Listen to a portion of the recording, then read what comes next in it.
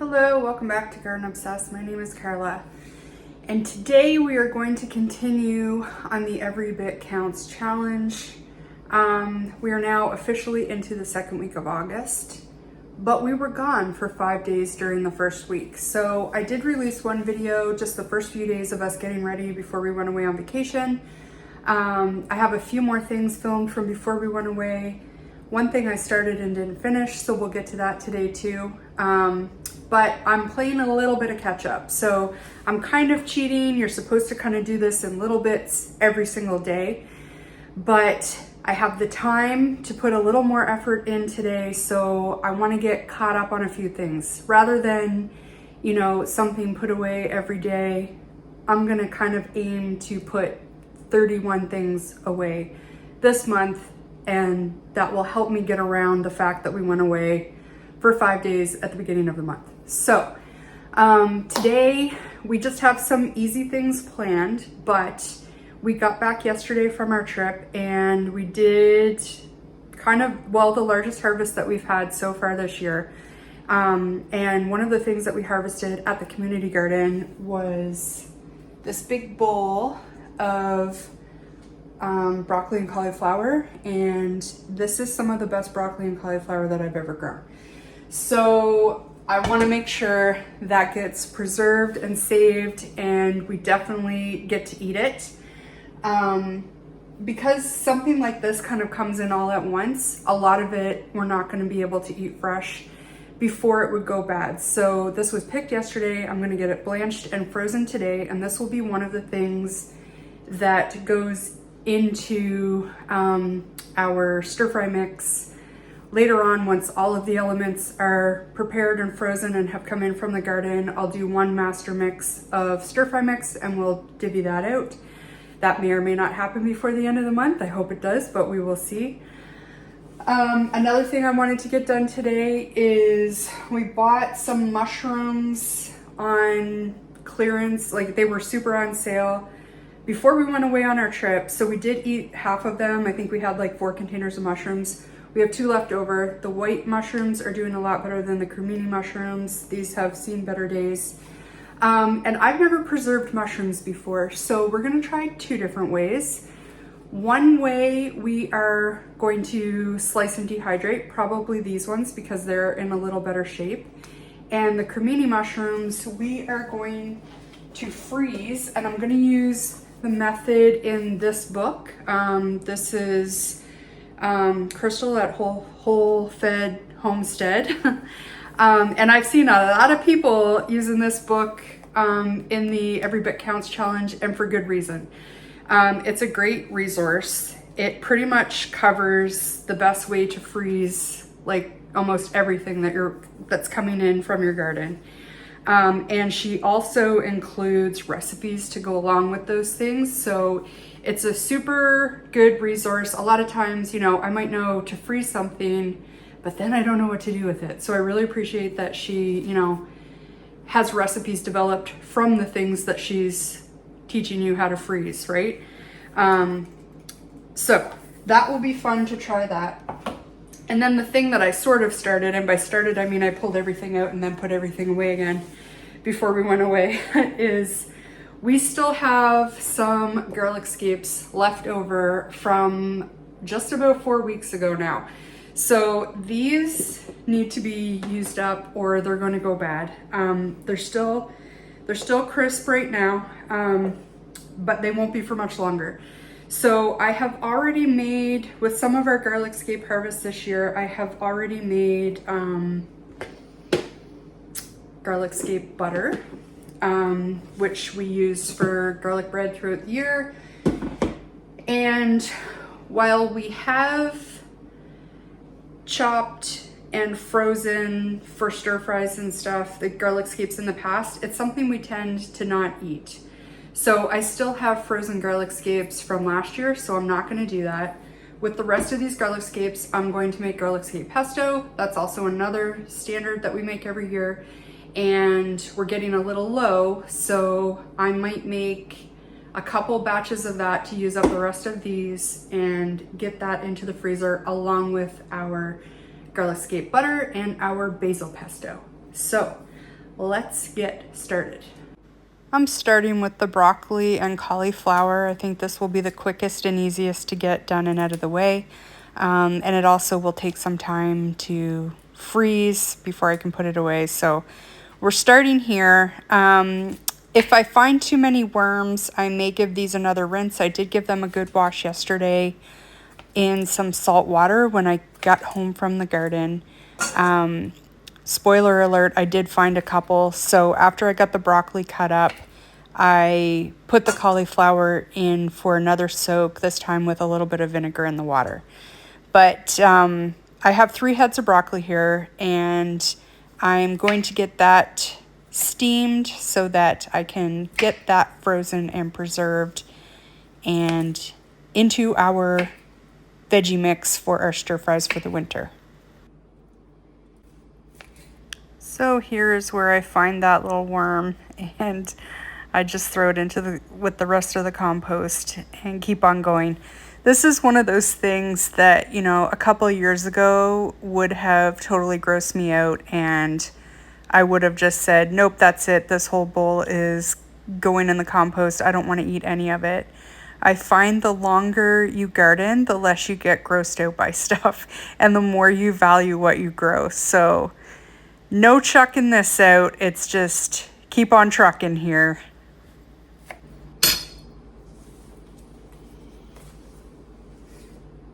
I did find one worm, so make sure you double check and double wash. Okay, I've got some boiling water here, and I've got my broccoli ready. I'm going to do the broccoli and the cauliflower separate. And I did find a couple worms, so I am giving the cauliflower a second rinse. But I'm going to stick my broccoli in my steamer basket in here, and I'm going to set my timer for 2 minutes. I'm going to give it a stir, and then we're going to steam it for another 2 minutes after that. In the meantime, I'm going to get a bowl of ice water ready.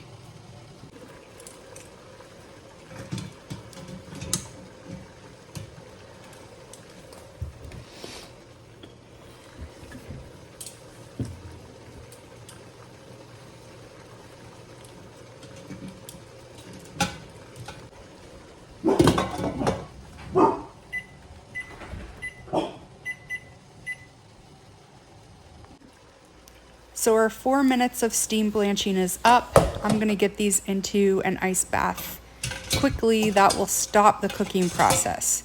We don't want to have fully cooked vegetables before we freeze them.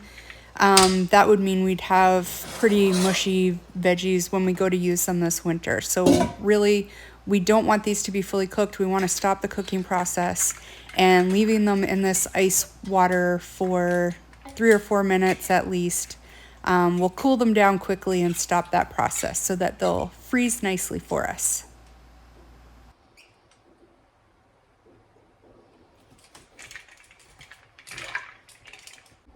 So I just left these in the ice water for a few minutes. You can see that I've got them draining and drying out on a cloth now. I want them to be somewhat dry before I put them on a tray with parchment and put them in the freezer to flash freeze. Okay guys, we are leaving for vacation tomorrow, and I've got 2 preservation projects that I want to do today. And I just noticed this looks super dirty. I swear I just made lunch with it. I cut a pita and cut some cheese with it, so it's gonna be fine for this. But I've got these 2 containers here. So in this container, I have some peppers that we bought on sale a couple weeks ago, and we're obviously not going to get these eaten before we go away. And they're reaching, you know, the end of their life. They still look pretty good right now. But I want to get them preserved before they start not looking so good. So that's the first project. All we're going to do is I'm going to slice those in strips. We're going to put them on a tray with parchment, stick them in the freezer, flash freeze them. This is going to take like, 10 minutes tops. The second thing we're going to do isn't a whole lot harder, but requires a couple more steps.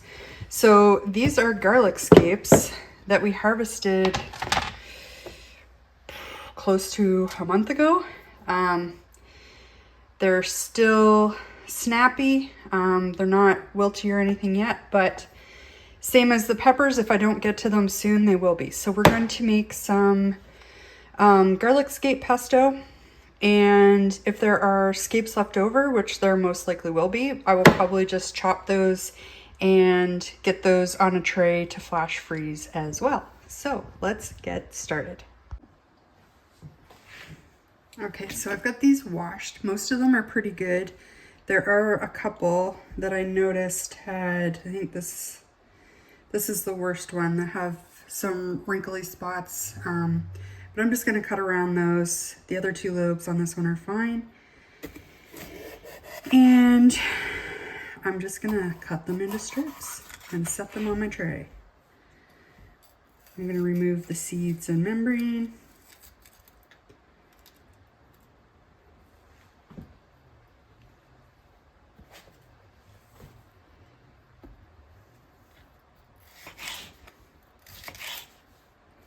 I like to freeze them in strips. I find them more versatile. I used to dice them, and then sometimes I would wish we had strips for fajitas or something like that, or tacos. So if I freeze these in strips, I can always dice them when I take them out later.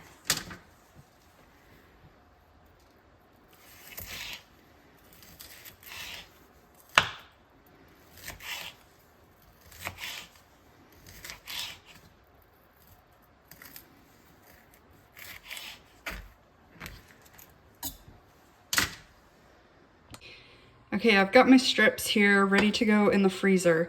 And peppers are one of the vegetables that you can actually freeze without blanching. You can also blanch them if you so prefer, and they will last a little bit longer, but I find they'll last, you know, a year without blanching just fine. And we will definitely be eating these within the next year. Probably a lot of these will go in that stir fry mix that I was talking about that I want to make this summer. And as things are ready, or as we preserve things and get them frozen, I'll bag them individually. And then once we have all of the ingredients that I want to put into that stir fry mix, we will mix them all together and separate them out into, you know, dinner sized portions. So these are gonna go in the freezer, and then we're gonna get on to the garlic scape pesto.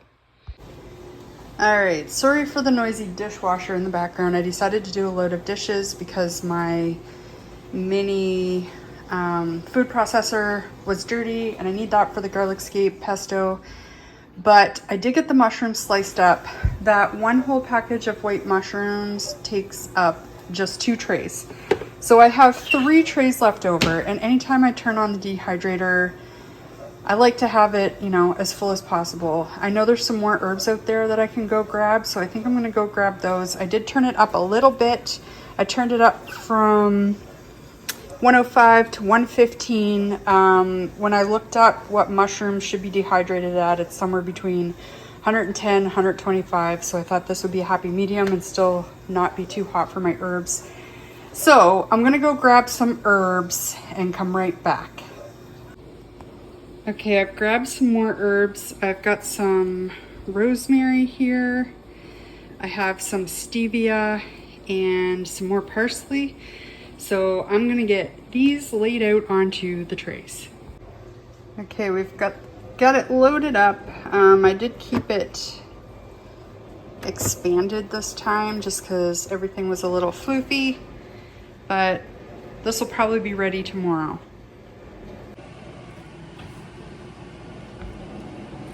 Okay, I'm gonna get my cauliflower chopped up, but before I do that, let's talk about purpling on cauliflower. So you can see this one here has some purple spots, and when you flip it over, you can actually see purple on the undersides as well. And this is anthocyanins that's produced by the plant. This one is nice and white still. The difference is this one was covered up by some leaves and this one was exposed to the sun. So when it's exposed to the sun, it's going to produce more of those anthocyanins. A lot of those purple varieties were bred and selected for producing anthocyanins. So there's nothing wrong with this cauliflower. Looks a little weird, a little funky because we're so used to seeing this. And this is just a function of, I should have covered these up before we went away on vacation and I didn't. So a little more sun got at these than I intended, but they will eat the same way. All right, it's the next day. I got distracted. Does anyone else do that? You know, the phone rings, someone comes through the door. Derek got home, we made supper, and then the tank was empty. So we are finishing up with the cauliflower first thing this morning. This is the second half. I did get the first half done yesterday. Same exact process, timing, everything as the broccoli. And I also went ahead and got my garlic scapes chopped up. So this is too much for pesto, so I am going to make another batch of garlic butter as well, and I'll show you guys how I do that. The other thing I am doing that I didn't have planned yesterday, but I am going to do today, I have a bunch of raspberries thawing.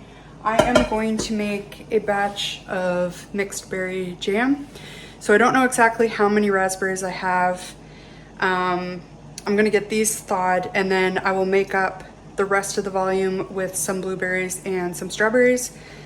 We have a ton of strawberries this year, so that we went to a U-Pick to pick. Our strawberries were a whole different story. So that is the plan for today. Let's see if we can get it all done.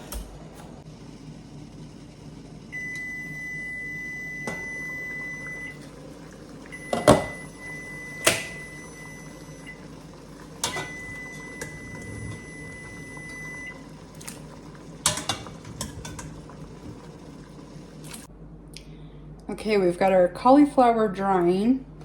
So now we are going to switch to the garlic scapes. So the first thing I'm going to do is chop some up and I'll set it aside and put it in a bowl for when the butter has softened so I can mix those together.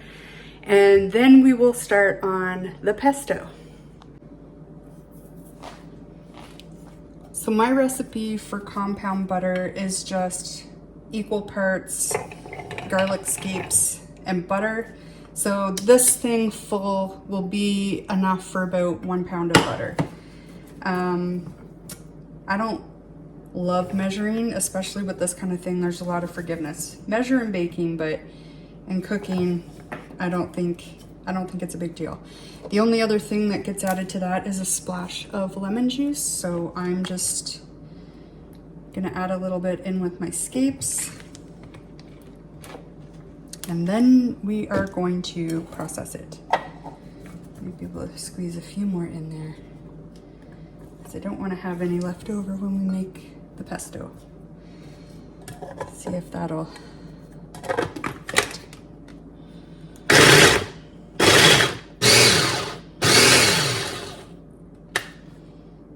Okay, I'm gonna call that done. I just don't want any super large chunks, but you can see that's pretty finely chopped up there. And I'm just gonna go ahead and get that in this bowl.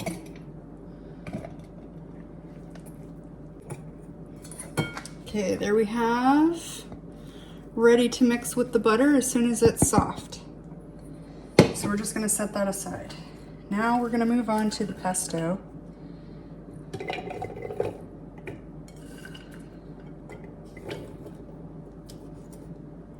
Hopefully this all fits because we have some other ingredients to add as well. Now I will tell you my recipe for this, but same, I'm gonna just eyeball stuff. So it's 10 garlic scapes. I didn't count those, I don't know how many, but it's generally my mini food processor, thereabouts, maybe not quite this full, but that's okay. 1/3 of a cup of pine nuts or walnuts. I have walnuts today. I've also used cashews. 1/3 of a cup of Parmesan. I have this much left in a container, so that's gonna be what I throw in. There is the juice of half a lemon. I'm just gonna use bottled today. There is some sea salt, some pepper, and 1/3 of a cup of olive oil. So I'm just gonna dump my ingredients in here and see where we're at. So I'm gonna get the liquids in first and maybe process this a little bit. Okay, so of course my video stopped, but what I did was added the liquids, blended the scapes, then I added, you know, my salt, my pepper, and the nuts, gave that a blend. So the only thing we have left right now to add is the Parmesan, and the olive oil I added a little bit at a time. I added, you know, a big glug at the beginning, but less than what I knew I was going to need. I'd rather have it a little light and I can still add than have too much. You can't take it away once you add it. So I'm just gonna give this a little blend, and then the pesto is done and I'll show you how I store it. Okay, a silicone mold would totally work just as well and would be a little less wasteful, but we have quite a stockpile of these, so someday when these are gone, I will invest in a silicone mold, but until that time, this is how I like to store our pesto. When I do the garlic butter and we're doing like a big baguette, it usually takes 2 of these to do a whole loaf. And generally it's just Jarrett and I here, and this is kind of a perfect serving of pesto if we're making like pasta or even a pesto pizza. This is enough for like 1 pizza, so this is a good amount. And I do like these containers. I just wish they, you know, weren't single use, but I just fill the containers and then I freeze them. And once they're frozen, I freeze them right side up, and then once they're frozen, I put them in bags and store them in the freezer. So I'll get these done. Okay, so while we're waiting for things to soften and thaw, we're going to try the mushrooms the second way I wanted to try them, which is freezing them. So you can use a little bit of butter or a little bit of olive oil. I'm gonna use butter. And essentially we're just pan frying them to like almost done. Then you just take them off the heat, let them cool, and we will freeze them on a cookie sheet. So this should be very simple. I did decide, I think this video is getting really long with a lot of the things that we're doing in it. So I will save the jam for the next video, but yeah. All right, my butter's melted, so mushrooms are going in and we're just gonna saute these. They're a little dark because these are cremini mushrooms, not white mushrooms, so that's why they look so dark.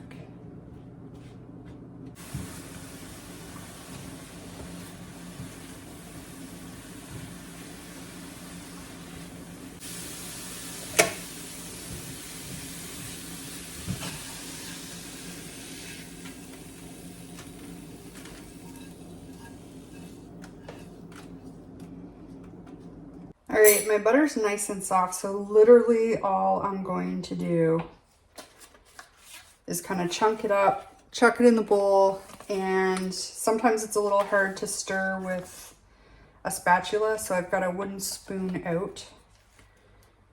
And we'll get this mixed up.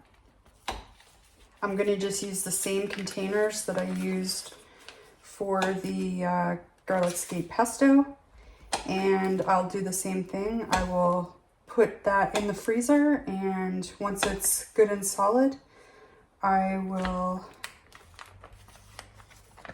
put it into baggies and label it and get it back in the freezer. I maybe should have used a bigger bowl.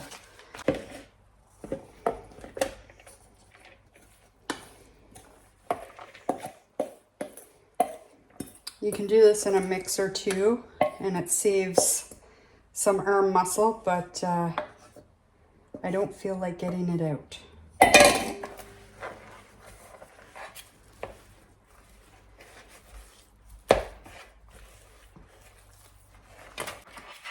This is really nice and uniform now. I don't see any pockets of just butter when I run the back of my spoon through it.